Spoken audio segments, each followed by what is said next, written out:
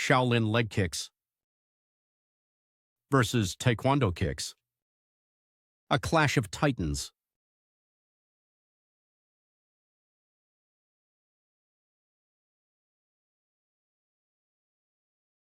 Two martial arts born from ancient traditions and modern innovation, each with kicks that have fascinated the world.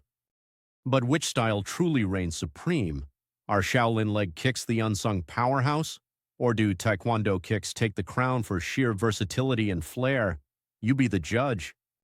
Before we dive into the nitty-gritty, let's rewind a bit to where these kicks came from. Both Shaolin Kung Fu and Taekwondo are rooted in deep cultural and philosophical traditions. Shaolin originates from ancient China, its techniques refined over hundreds, if not thousands of years. It's built on the foundation of discipline, meditation, and relentless physical training.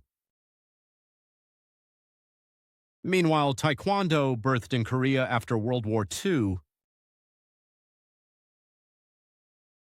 reflects a fusion of indigenous Korean martial arts like Taekyon and Subak, with influences from Japanese karate, emphasizing precision, speed, and modern athleticism. While these histories are rich and complex, their kicks have evolved specifically to dominate in a variety of ways. First up, Shaolin leg kicks. What makes them unique? Shaolin monks are famous for their ability to transform their bodies into physical weapons through exhaustive training.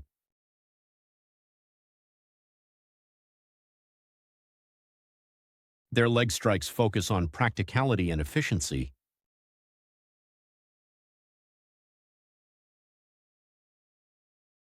The kicks are rooted in balance, explosive power, and tactical use.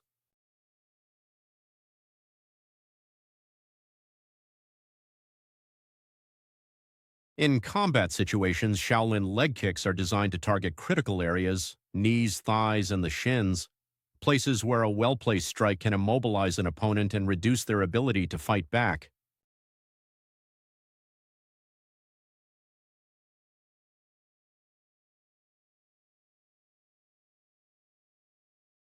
And they're not just powerful, they're pragmatic.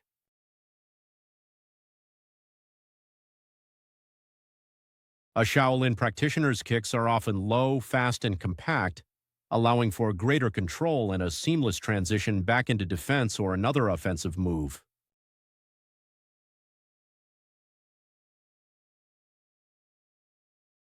On the other hand, Taekwondo is where finesse meets ferocity.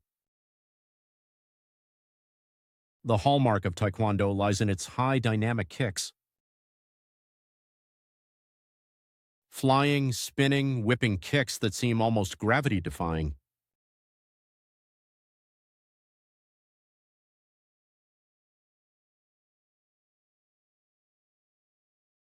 The techniques focus heavily on range, speed, and fluidity,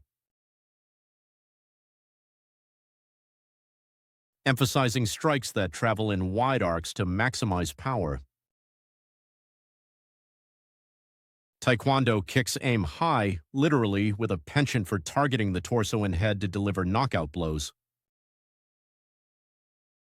The kicks are as much about creating visual spectacles as they are about winning fights, making this martial art a favorite in competition settings and even movies. If Shaolin kicks are explosions waiting to happen, Taekwondo kicks feel like a mesmerizing dance. But don't let their grace fool you, they're deadly. Now let's compare the two. In terms of outright power, it's hard to ignore the raw, grounded force behind Shaolin leg kicks. Because these kicks aim low, gravity works in their favor, meaning the practitioner doesn't waste energy fighting against it. A low sweeping kick to a knee or shin might not be flashy, but it's brutally effective. It gets the job done without unnecessary flair. Taekwondo kicks, by contrast, rely heavily on torque, the rotation of your body and hips. The spinning hook kick, for instance, uses momentum and precision to hit hard, but it sacrifices practicality in close-range combat. Which brings us to speed. Taekwondo has the edge here. Its emphasis on lighter, quicker movements means Taekwondo kicks can come out in rapid succession, like a flurry of attacks intended to overwhelm an opponent. Shaolin leg kicks, while still fast, place more importance on stability and defensive recoverability, ensuring that even a missed strike won't leave the practitioner off balance. So if you're asking which art is better for blitzing an opponent, Taekwondo takes this round. In terms of versatility, it really depends on context.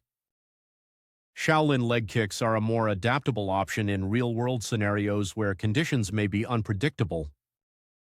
Whether on uneven terrain, in tight spaces, or facing multiple attackers, low kicks are easier to execute and require less energy.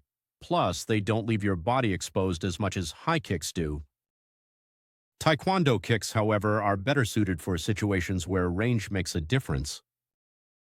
With its emphasis on keeping opponents at a distance, high kicks like the roundhouse or axe kick can force an attacker to stay out of arm's reach.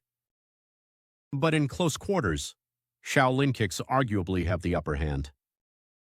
Of course, there's the matter of endurance and stamina.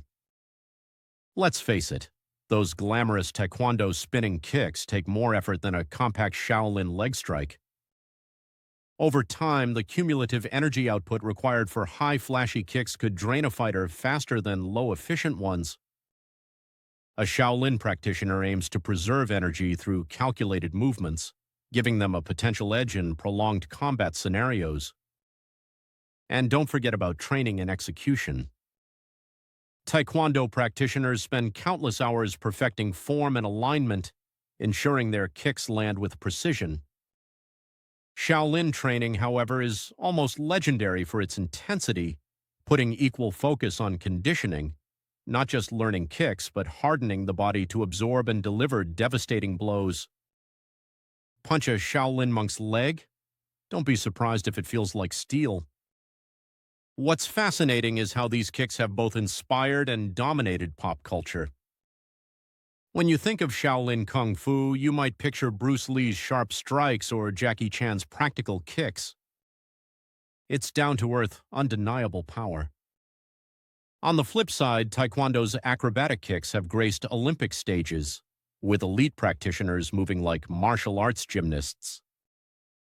We've also seen these kicks in Hollywood blockbusters, where flying roundhouses leave jaws dropping.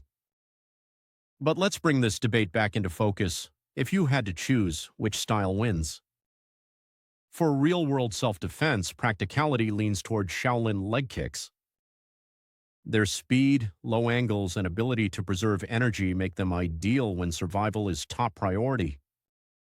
But if your goal is competition or performance, Taekwondo's high kicks, range, and speed will likely leave rivals in the dust and the crowd in awe. So, who's better, Shaolin or Taekwondo? Here's the truth. It comes down to context. Which art aligns with your goals, your preferences? Want to keep things grounded? Look to Shaolin. Want to fly high? Taekwondo's your answer. But hey, that's just one perspective. What do you think? Which would you choose for combat or performance, and why? Let the debate begin.